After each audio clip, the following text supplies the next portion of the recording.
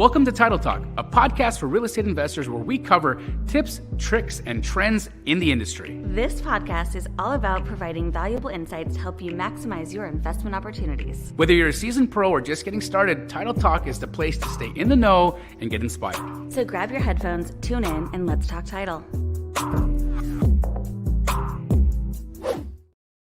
Hey, Happy New Year. Hello and Happy New Year. I hope everybody is having a fabulous start to 2024. I am waiting for my partner in crime to join us, but super excited to have our first show of 2024, Title Talk episode 20, live and with you today. Yes. So let us know you're here, guys. We definitely want to make sure that you can see us, that you can hear us. Jamil is going to be joining us today from Canada. He's in cold country, and hoping that he can join us soon. Can you not hear me, Dina? So what do you guys want to talk about today? Hello. Let us know. Jamil and I definitely want to get your feedback and input on predictions for real estate and 2024, what's happening.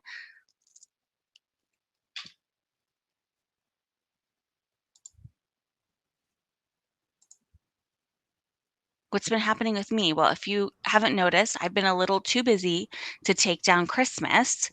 Can you see me, Dina? So that's what you see in the background. I am still rocking Christmas and loving it because I'm one of those people that spends a lot of time decorating. And can you see me? I don't really like to say it's over, even though Christmas is technically over and we're into a new year.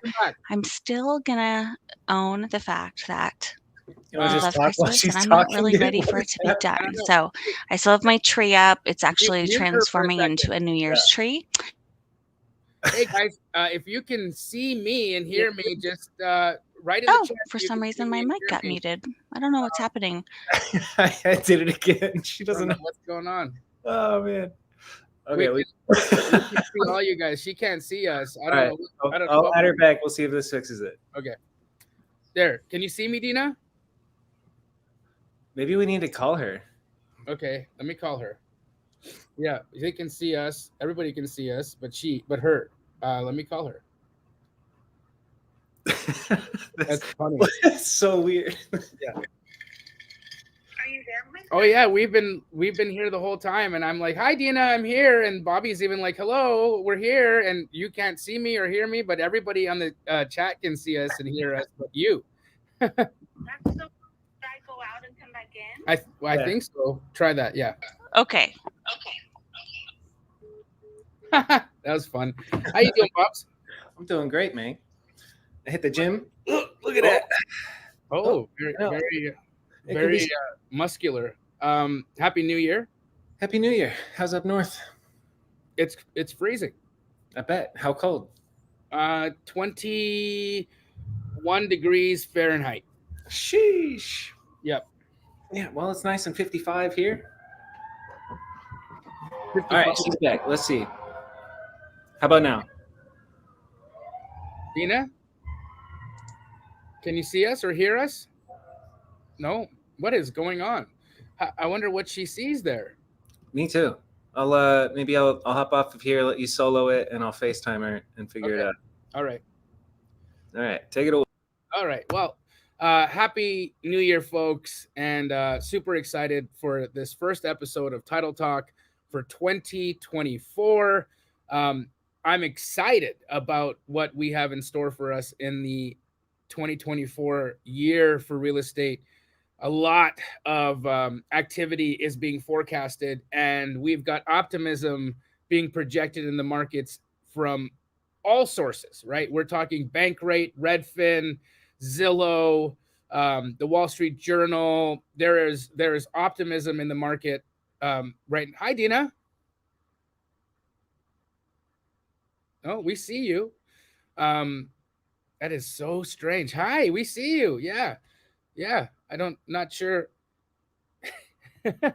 Anyhow, a lot of optimism in the market right now, especially coming into an election year, right? 2024 is an election year, and we always find increased economic activity in an election year. We see the administration typically is, um, very, very desperate for votes, right? Regardless of whether or not you're on the Republican side or the Democrat side, whatever that might be, there is always a push to stimulate the economy, especially coming into an election year. And we've had a tough 2023 with the Fed having increased rates at the rate that they had the increases. We saw activity in real estate dramatically come to a plateau. But something very interesting happened in 2023 that I think is very telling for what is going to happen in 2024. And I want you guys to take a little bit of this information down. So in 2023, we had what was described as the lock-in effect. The lock-in effect. And this is where people who had 2, 3, 4% mortgages actually stayed put. They retained their property. They didn't sell their property because, well, A, they have a really good rate on the property that they own right now. And making a move into a new mortgage or into new debt just wasn't attractive at 8%. And so people thought, hey, I'm just never going to let this financing go, not unless we see mortgage rates in the fives. And guess what? I looked at bankrate.com today, and the 30-year fixed is at 5.99%. My friends, that is incredible, right? So as you guys know, many of you may or may not be aware, but the actual 30-year mortgage rates, they're not directly tied to the Fed fund rate. I would love to hear and see how the economists in our crew right now that are watching, who in here knows or can tell me in the chat where the 30-year bank rate comes from. What is it tied to? It is not tied to the Fed fund rate. Can somebody tell me in the chat what the 30-year fixed rate is tied to? Super interested to hear your guys' opinions on where this rate is derived from. But the Fed hasn't reduced rates yet, right? Exactly, Kevin Miller. They haven't reduced rates yet, but they're signaling they're going to do that. Now, the 30-year rate is actually tied to the 10-year Treasury bond rate or yield. And that's where the 30-year rate is actually directly tied to. And so we've seen this rate now dramatically decrease, and we are at 5.99% right now on the low. And that is just incredibly different than 8% rates. And so those people that we saw exit the market because they're sitting on a 4% note right now, how likely will they be to trade out of their house if they can get a rate closer to 5%, right? If we're already at 5.99 right now and we've had no Fed fund rate drops yet, but we know that they're planning a minimum of 3 decreases in the coming year, could we see rates drop below 5%? Could we even get to the mid 4s? And if we do, what will that do to the real estate market? I'd like to just see some of your guys' predictions in the chat. What do you think happens if the rate drops to 4.5%? What does that do to the activity in the market? Edward Santana says the market is going to go crazy again. I absolutely believe that that's true. We're going to see a lot of pent-up demand start to become realized, right? And these people are all going to enter the market. They're all going to be super ready to make their moves, super ready to make their purchases. Ooh, do we have Dina back? Hi, Dina. Hey, nothing like Hi. a little restart for 24, We and missed I'm you. amid predictions, which is cool. I love where Yeah. this conversation's going.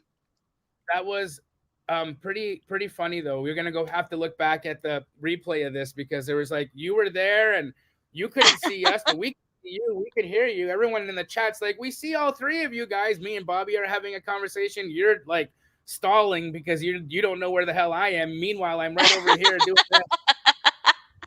pretty funny. Nothing like an interesting start. And we lost her. Not again. What is happening? Oh man, I think guys, it this typically works better when Dina and I are in the same room.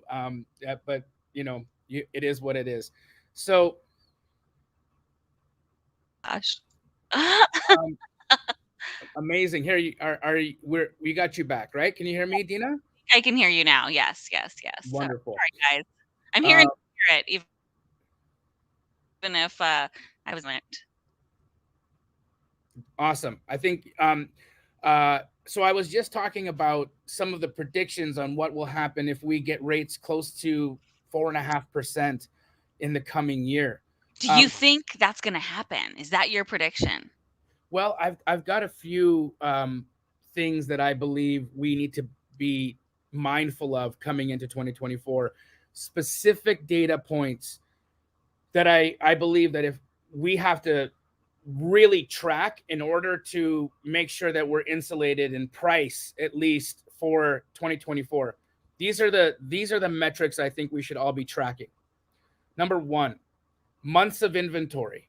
Months of inventory is going to be an incredibly important metric to track, because like right now we're sitting at about 3 months of inventory in the Arizona market. What does that mean? Well, that means that we've got about 3 months worth of supply on the MLS right now, and that puts us in a seller's market. There's just not a lot of inventory available. Now, as that inventory starts to increase, because this lock-in effect that I was talking about earlier, where the people who were sitting on 3 and 4% mortgages weren't interested in selling their homes because they had such a good rate. Well, now if we get into the mid fours, we're already at 5.99%, Dina, and there has been no Fed fund rate drop yet. So if we're already in the fives, what does that do when the Fed drops their rate 2-3 times in 2024? Now, again, there's a really important distinction to make. Mortgage rates are not directly tied to the Fed fund rate. They're tied to the 10-year Treasury bond yield, right? But the 10-year Treasury is tied to the Fed fund rate. And so we will see that as the Fed starts to drop their rate, that yield will decrease, and that yield decreasing is going to decrease mortgage rates. But those people that were stuck in their houses, the lock-in sellers, if we start to see months of inventory climb to 4, 5, and 6 months, then I believe there'll be downward pressure on the housing market, especially in pricing. Okay. One of the other metrics I think is super important for us to pay attention to is days on market.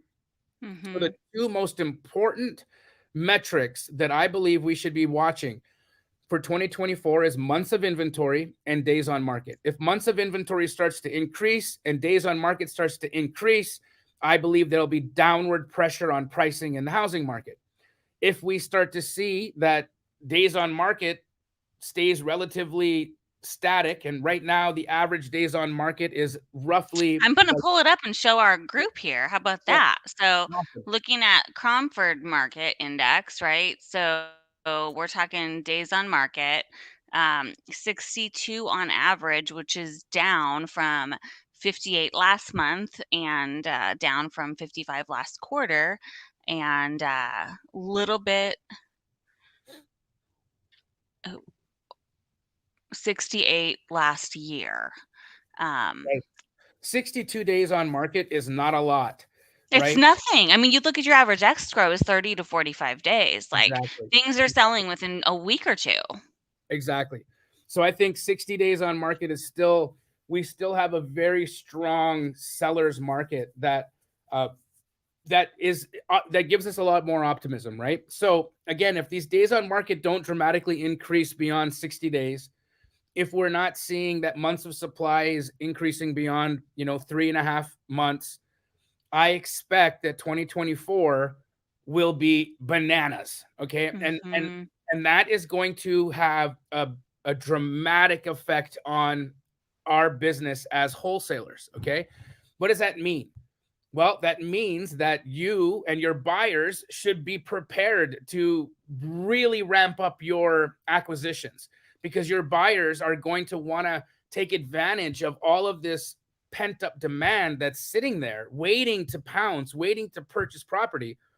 And if you don't miss that, if you miss that boat, you're going to miss some very easy sales. And so the phones have not stopped ringing at Keegley. I've always said December 26th is one of the biggest days of a wholesaler's business cycle, because you're coming right out of Christmas, and the phones just went wild this year on the 26th of December. Keegley was open.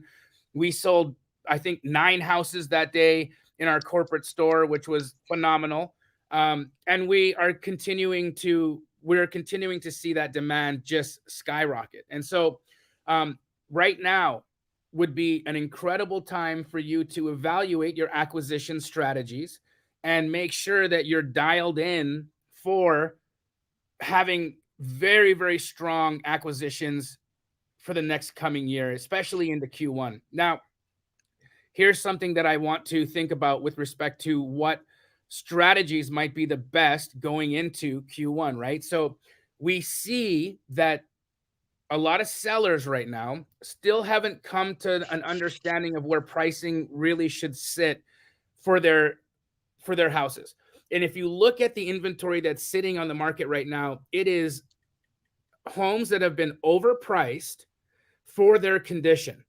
And that's where a real estate agent hasn't had an honest enough conversation with their seller to let them know that they're overpriced, right? So I think a lot of these conversations are going to start happening in 2024, and we'll start seeing those prices come down. So really, really great opportunity for you acquisition wholesalers out there to start having those conversations with these listing agents for anything that's 60, 90, 120 days on market. Now is the time, especially coming out of the holidays. Now is the time to go out and make those aggressive offers.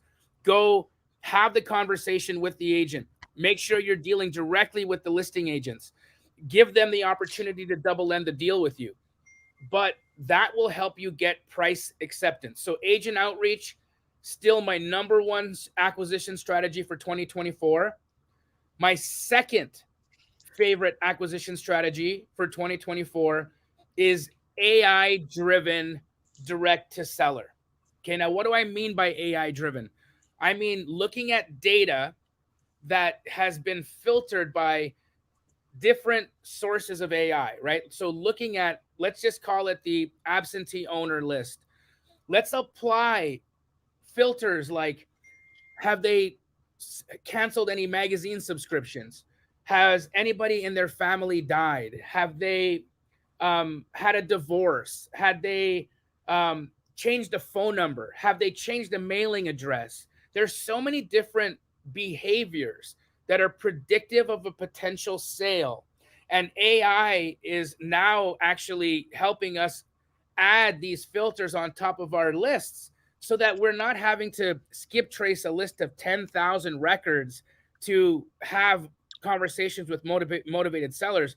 You can take these lists of 10,000 and apply these different AI filters on them and reduce the number of people that you have to talk to find motivation. One of the platforms that I've been using is called Dr. Deal Junkie, and it's just been giving us phenomenal results.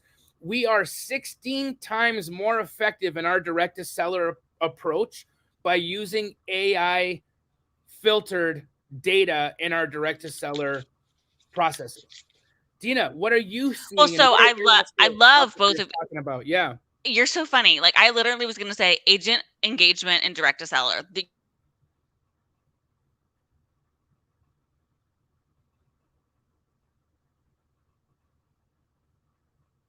Did I lose her? Or did we all lose her?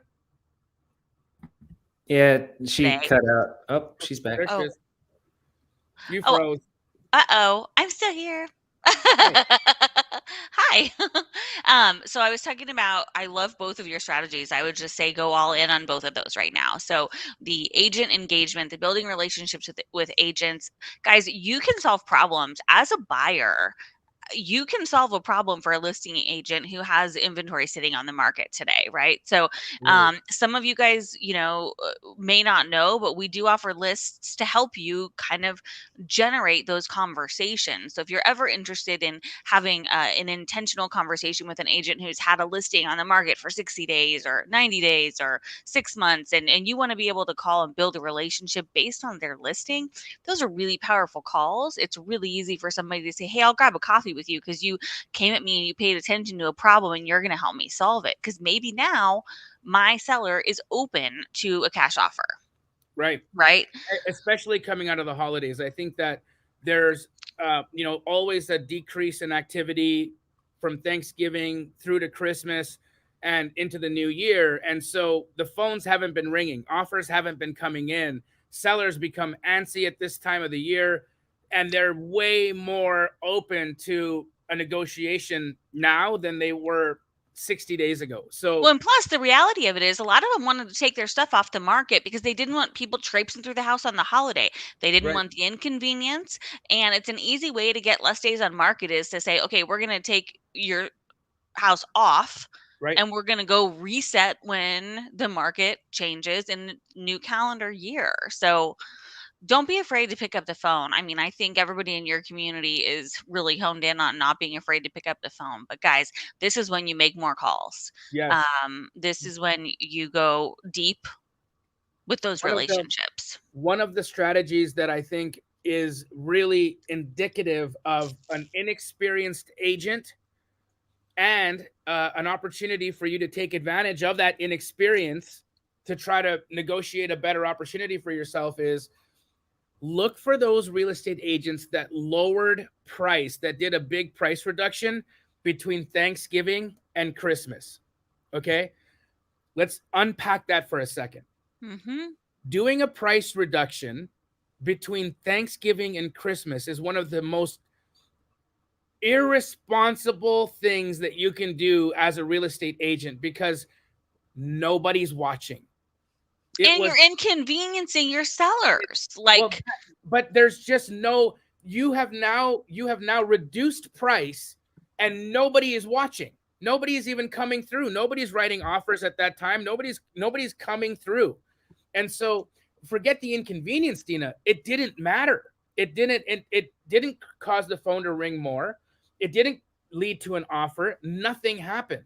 And so now you've got this agent who has their seller reduce price 10K in the most dumb time to do it, but they didn't get anything for it, which makes them what? More motivated. So start looking at these little things that you can do to gauge motivation of the seller and see, did the agent make the mistake of reducing price between Thanksgiving and Christmas? And now would be a really ripe time for you to go in and again explain how they're still overpriced and it's time for you to, get real about the numbers. I love that strategy. And I think what happens also with the seller's mind when that happens is they think that by reducing the price, they're going to get more traction, right? Because Right. they've already been priced inaccurately because price is based on demand, right? Your house is only going to sell for what somebody's willing to pay for it Correct. at the time. So they've made a sacrifice. They've come down from what they actually wanted on their property. They also think that's going to increase the traction. And so they're going to be inconvenienced thinking there's going to be showing. So they're always going to have their home ready. And none of that stuff's happening. Nothing Right. happened. Exactly. Nothing happens. And so, okay, they're not going to be wrapping presents today because they think that something's going to happen. They're not going to, they're totally inconvenienced and for no reason. So now their seller's frustrated and maybe they're more willing to look at things from a different perspective. So I also think this is a time where you can build relationships with agents because, I mean, they need you guys, they need different solutions for their sellers in order to stay, with a competitive advantage. And so the smart ones are totally willing to build relationships with investors, in my opinion. 100% agree. And agents now are more and more and more and more understanding and thirsty for these relationships, because again, when markets shift and the buyer pool changes, it's just like title companies. It's really interesting, right? I've been reached out to by more title companies in the last quarter than I have ever been communicated to by any industry in real estate. Why?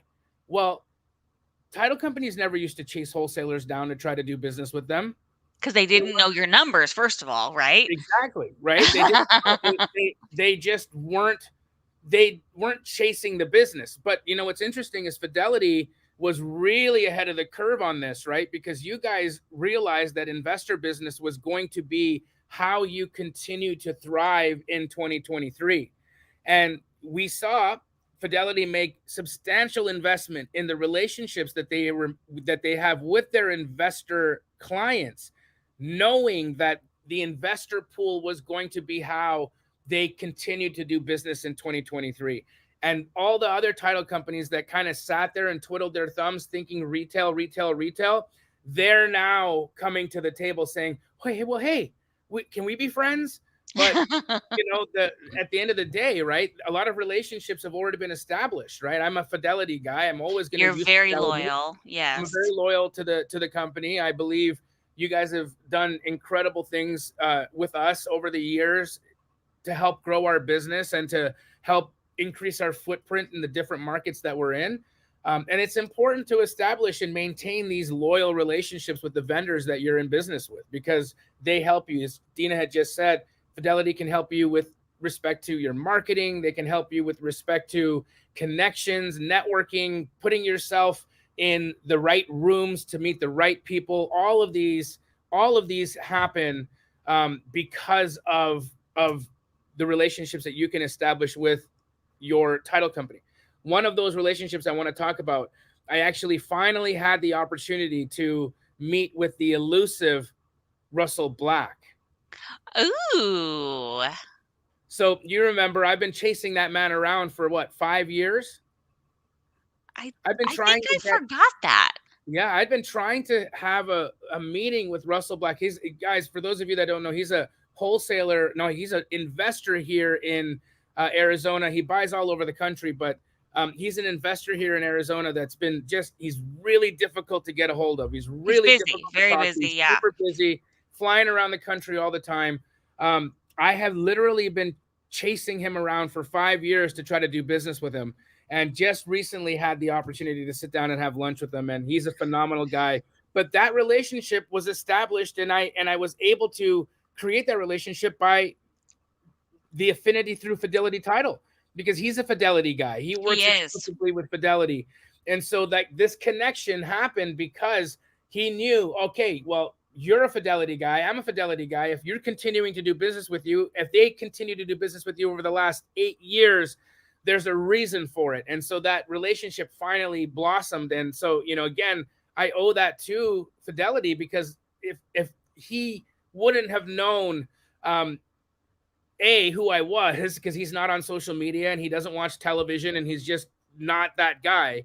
So he wouldn't have known who I was if he had not been introduced to me through Fidelity. So really interesting, really fun way for you to expand your network is to really double down and leverage the relationships your title companies have with some of the power players in your market. Dina, it's so funny. His broker, Carl Tenberg, has been my family friend for 25 years. Like, wow. I've been in his funny story. I've been at his New Year's party, and my brother crashed a golf cart. This was many years ago, but still very, very good friends, long term, and business for a long time. So it's a small world, when you really look at it, and the relationships definitely run deep. So everything was okay after the lawsuit for the golf cart? Oh, yeah. Yeah. Just playing. There was no lawsuit. Yeah, my brother lived to tell about it. He did. Yes. That's a fun story. When you come over for dinner, we'll have to bring that one up. You know about my situation with the golf cart, right? Mm-mm. How I got this scar? No. On my arm? No. Well, that's a big one. Yeah, it's a big one. So a week after I got the boot off my ankle after breaking my ankle in Malibu. Not from going to some weird jail or something, right? No, I broke my ankle in Malibu hiking. And Pretty close to I hike. was in a boot for 8 weeks. Finally get the boot off, and Natalie and I go golfing for a friend of ours' birthday, and we're on the 17th hole, and Nat decides that it's Tokyo Drift, and she's a race car driver, and I can see that like she's in a video game. she I can flipped the golf totally cart. vision that. She flipped the golf cart, ejected me out of the golf cart. I landed, and I literally snapped the bone. So the whole thing was gnarly, disgusting. But that's how I got. So golf carts are dangerous, guys. Don't let people fool you into thinking that it's safe to be in a golf cart. It's not. You can die in those things. So funny. People have just told me for years, Dina, you should just come play golf to drive the cart around and look pretty in the outfits. And I'm like, man, that's a lot of time to like go do a sport you're no good at, right? I think Yes, tennis is a better one for me, but I love tennis. Well, you and I chatted briefly before we got started today, and I wanted to kind of go over some of the things that we think are important for you guys to be paying attention to in 2024. And taxes and your strategy for taxes is something that I think we don't make enough time for or room for in our conversations, especially as wholesalers. Now, some of the strategies that I'm implementing in my business right now to mitigate my tax liability is accelerated depreciation, right? This is where I purchase a property or a piece of heavy machinery and I accelerate the depreciation from 27 years and I take all of that depreciation up front. Now, the current administration is desperately trying to kill accelerated depreciation from the tax code. We're currently you can currently depreciate 80% of the total value, whereas in the first um, year, right? in the first year, where So guys, let's just follow where he's going, right? yeah, Over 27 years, your car is going to be worth nothing at the end of the day, correct, right? So correct. you buy $100,000 car in 27 years, it's worth about zero. So you can take $80,000 the first year as a Well, depreciation on your in the Trump taxes. administration, you could have taken 100% of the depreciation, right? And so the Biden administration came in and reduced that to 80%. Now it'd be interesting to see if we get an administration change again, if accelerated depreciation comes back, but still at 80%, accelerated depreciation is one of the most like incredible strategies that you can implement into your business right now. One of the other things that I'm seeing happen right now for rental properties is the shift away from short-term rentals into co-living and Yep. shared accommodation. And we've had guests on Title Talk where we've talked about pad split and the rise of this shared accommodation style of living. Which isn't Interesting. new. It's just No. newer to us in America.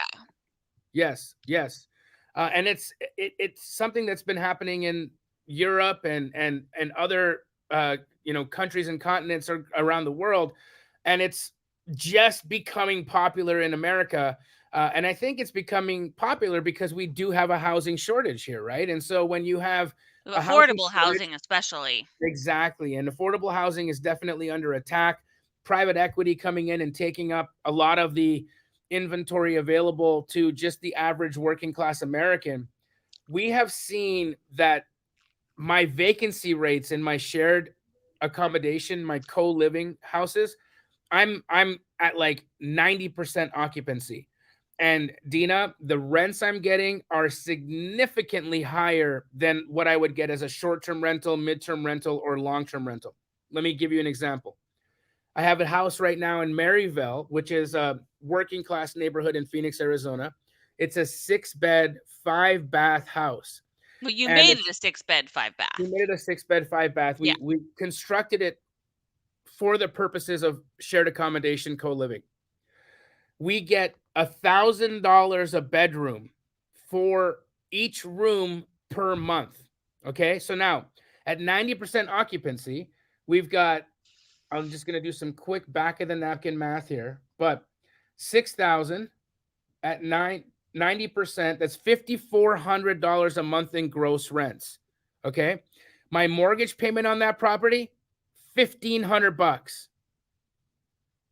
Dude. $1,500, right? So you guys can see the cash on cash return on these types of situations. Now, add to that mortgage pay down, right? Because I'm significantly cash flowing on this property. So I'm paying down the mortgage. My tenants are paying down the mortgage. I'm able to use accelerated depreciation on that property. So it's going to save me around $70,000 in actual dollars that I'm going to have to write to the IRS in taxes. So I'm cash flowing $5,400 a month minus $1,500. I'm cash flowing around, let's just call it $3,500 a month after all the expenses. $3,500 a month, multiply that by 12. That's $42,000 a month, a year, in cash flow. Plus, it saves me roughly $60,000 in my tax bill for this year, which is a total savings, a total net positive to my bank account of $102,000 for the year. Oh my gosh. Where Amazing. are you going to get returns like that? That's like a nugget, guys. A huge one. Absolutely. Absolutely. Let's see. We got some comments in the chat. I think when we get Dina back here, I'd like to ask her to help us with this. But Josh Weiser asks, how do you keep a title company accountable? Your last deal didn't get a settlement statement until 12 hours prior to close. How do you mitigate that problem? Josh, that's a really, really terrible thing, right? And typically that happens because your title company is understaffed. If they're understaffed, they're not going to have enough people there to create the settlement statements in time, and people are rushing because they've got so many files on their desks. And so is it a problem that you, or is it abnormal to receive a settlement statement 12 hours prior to close of escrow? It's not the most professional thing, but I've seen it. I mean, I've seen that quite a bit, especially with really busy title companies.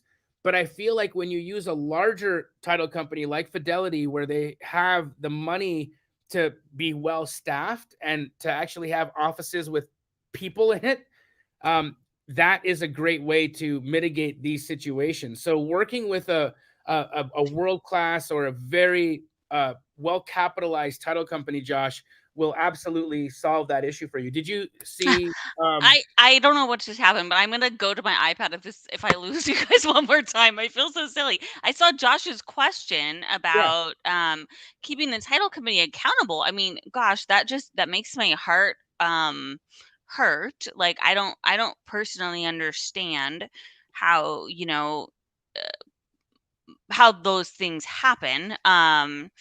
But I think it comes down to communication, it comes down to the relationship. It comes down to, I mean, having a single source escalation, like, I mean, for example, a practical tip, if you have to escalate something, know who it is that you escalate things to, right? So Jameel knows if he's got to escalate something, I'm one text away. Yep. And then that goes to our president directly, right? It's a one-stop shop when it comes to single source escalation. So they know they're not going to hear from me on things that really are not a huge priority or super, super important. I'm not going to abuse that privilege, right? I've earned it. How often do I text you about deals? It's happened one time, Yeah. and it wasn't even about a specific deal. It was about your team, and we were going through a crisis, right? And you wanted to know how to support your team during our crisis, right? Right. And how we can make sure that they are safe and comfortable with their transactions. And so, I mean, it was a great great way to communicate and get everybody on the same page. But you know who your person is that you can go to and get an answer quickly. Absolutely. And again, guys, if you don't have a relationship with a title company, Fidelity Title, they are the sponsor of Title Talk. Dina would love to help you get connected to the right person, especially if you're in Arizona. If you're doing business in Arizona, we've got an incredible team that you can be working with. Dina, what would be the fastest and most convenient way for people to connect to you so they can be working with a Fidelity Title office, either somewhere in the country or specifically with our team here in Arizona? Sure. I mean, email titletalk@fnf.com. And then in the subject line, if you just want to put, Title Talk, Arizona investor or Florida investor, that kind of helps me filter things. Because sometimes if it's a market I don't understand, I got to make some calls and figure out who the right source is in order to connect you appropriately. But if I've got a contact somewhere where you're doing business, I'm happy to refer you. But locally, I definitely have amazing relationships with investor friendly escrow officers, and I'm happy to personally make that connection. Awesome. California B said, "Is this live right now or pre-recorded?" We're We live. don't pre-record anything. You We're see here. all the glitches live. I don't know. My camera keeps going in and out. Occasionally, I do run a live stream. Actually, most nights I run a pre-recorded live on my YouTube channel for those night owls that want to learn through the night, and I have some really good content that I think that if you are, awake all night long and you want to really dive in and do some like real learning, I do have live streams that run throughout the nighttime on my YouTube channel. But this is a live show that we typically do every other Thursday, and we're usually both together in Arizona. Which we love more. Yes, I 100% agree. It's just been travel, holidays. I'm in Canada. I got my little burrito in the hotel over here. She's resting while I'm on a podcast. But yeah, we will be back together live from AZ in the next couple of weeks, and I'm super excited. Yeah. And for our next Friday the episode, 19th, actually. We're going to do something. We're going to do Friday night fun with you guys. well, should we talk about what we're going to be doing on that episode? Because I want. Do you guys want to hear it? Do you want to know? I mean, let's see how many people want to know what's next for Title Talk. Here's a question I'm interested to hear. How many or know the answer to? How many people in the chat right now that are watching?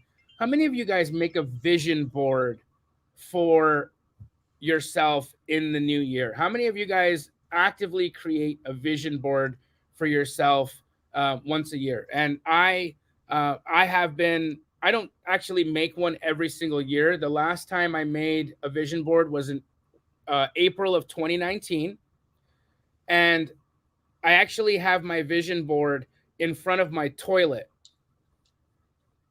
in my bathroom. Okay. And the reason for that is I want to kill two birds with one stone. So when I'm sitting there doing my business, I think, why not stare at my vision board and get myself primed and get all the images that I want in my head, to sink in, so that I'm doing two things at the same time, right? I'm like doing my business and I'm like creating my dreams. And so it is time for me to create a new vision board, because I've essentially accomplished almost everything on my original one. There's a few income goals there that I didn't quite hit, but I plan to hit very soon. And so I'm going to just bring those onto my new board. But if we got a lot of people in the chat saying that they do, there's a lot of people here that are making vision boards every year. So Dina and I and some of the Damji Media team, we're going to be having a vision board party, and we're going to create our own vision boards, and we want to see and share ours with you and have you share yours with us.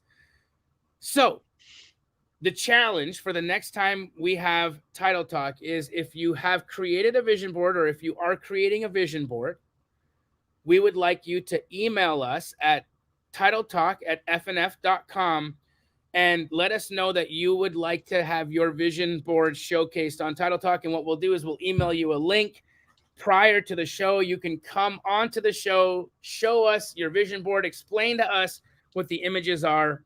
But I've got a few best practices for creating a vision board. Dina, before I tell mine, are there any things that you have as like non-negotiables on your vision board? Well, so, okay, first thing I want to start with, for those of you guys who are watching this and have no idea what we're talking about, it's about manifestation, right? It's about envisioning your future self, your future life, and all of the things you want to include and invite into your life, right? So that's kind of what it looks like. And I will tell you my personal experience, you got to be careful what you wish for, and also um, be really conscientious of what happens around creating something like that. So, true story, I think it was 10 years ago, I was creating a vision board with a client who's also a personal friend, and I was consulting them because before I worked at Fidelity, I was had my own marketing and PR firm, and also worked with lots of different businesses, and this was a real estate team I was consulting, and on my vision board, I had cut out of a magazine the word fidelity because my vision for them was actually changing their partnerships to having Fidelity be their partner, because their current title company was not really um, the relationship just was, it didn't make sense to me. So what I was doing by putting that on the vision board was I wanted to build the relationship with Fidelity for this real estate team. But what ended up happening was through that relationship with Fidelity that I was building for this team, it transitioned into my job. So Wow. you want to talk about like manifesting things that actually do come to fruition. I mean, Fidelity was on my vision board for a different purpose, and it ended up to creating my career here at this company, which I'm very proud and honored to be a part of. So pretty special. I don't think they have to be any shape or size.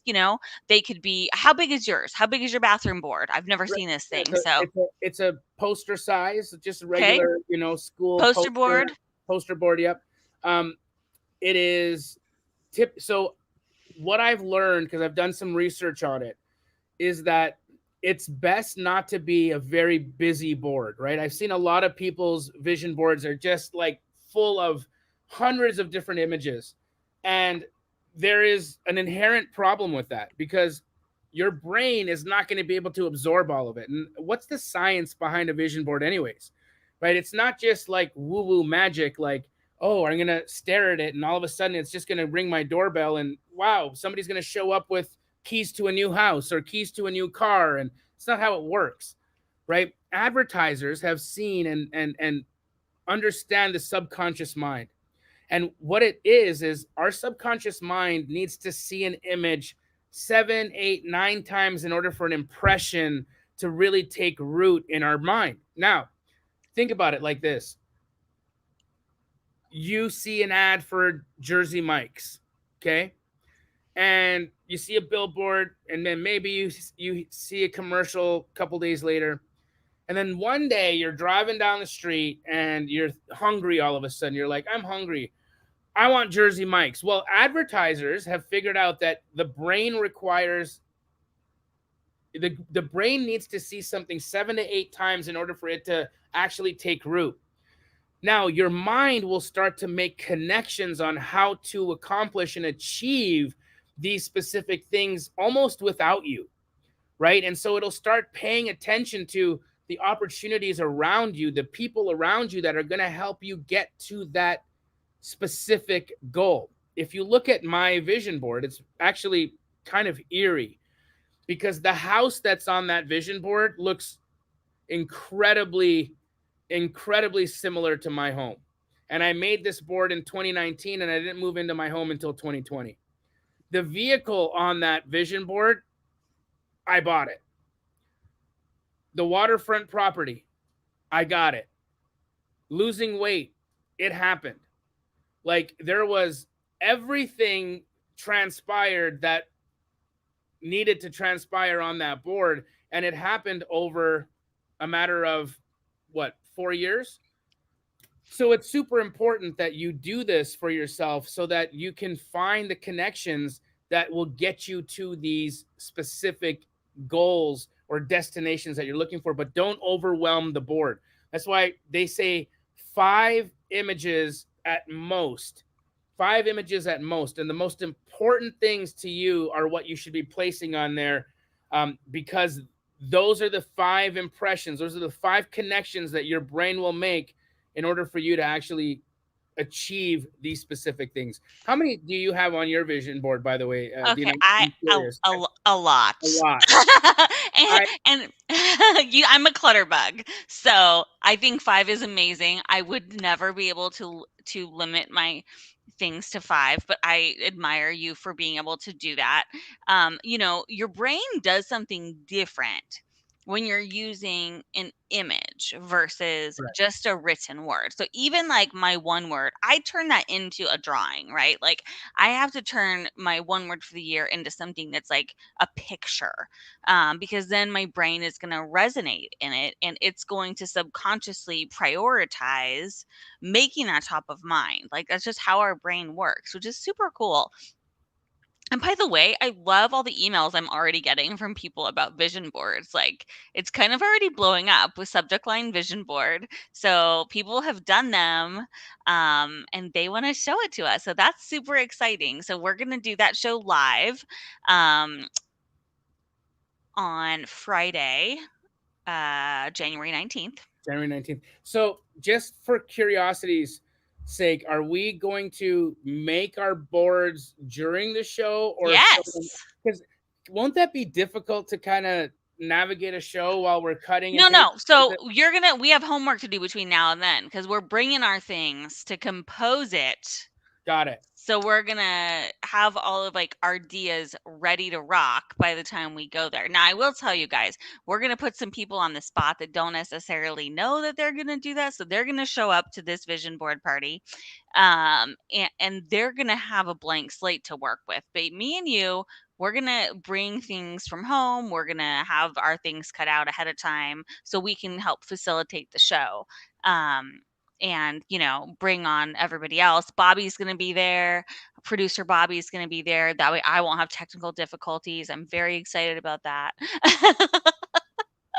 And I do love the idea of also doing a picture board. So somebody put in the comments about Canva, and that is such a great idea. I have used my vision board as a screensaver on my phone before. I have created them with actual photos and used Canva in the past too. I think whatever works for you, and it makes it fun and easy. But Jamil and I were talking. It was like I think the night before Christmas. And we were like, how do we want to start out this year with Title Talk? Because he manifested this vision for Title Talk from being in the hospital for a surgery. And I think he was half lucid and half full of creative ideas and half stir crazy because he's like, get me the heck out of here. I want to go do something amazing. Right. Yes. So we were kind of brainstorming at what do we want to do for Title Talk and how do we set intention for this year and bring our community together in a place that just has true purpose. Right. And that's why we kind of wanted to start this off with vision boards. Yeah, I think it's great, and it's an opportunity for all of us to bring to the table our deepest desires and to share that openly with others Authentically. and I think it's important, right? I think it's super important because um you know when people know what your goals are, what you're wanting to accomplish, and they truly care, you have no idea the types of doors that can get opened by the people that are standing beside you if they only knew that you wanted to walk through a specific kind of door. And when we keep things to ourselves, when we don't share with people our hopes and dreams and the things that we want to accomplish, we actually block our blessings often, right? 100%. We're not giving ourselves the opportunity to leverage and to collaborate with the people that are closest to us that can help us achieve these things out of maybe shame or some kind of whatever limiting thought process that says, oh, my dreams, maybe they're too big, or maybe my dreams are uncomfortable, and maybe they make the people around me uncomfortable. Well, here's the reality. If the size of your dreams are making the people around you uncomfortable, they need to leave. They do. because you're not going to achieve the things that you want to achieve if the energy around you is not willing to help you accomplish that. And so part of what you're going to be doing here, guys, is connecting the neural pathways mentally to help you find the relationships that are going to help you achieve the things that you want to achieve out of life. That's the facts. And you know, I've not gotten to this station in my life alone at all. I did nothing alone, from creating Keegly to astro flipping to the television show, social media success, all of this. None of this happened by myself, right? No. Even from my first video that got onto YouTube, you know, Bobby came over to my house one day in 2020 because we're bored. It was COVID and we had nothing to do. And he's like, let's start a YouTube channel, dude. And I was like, okay.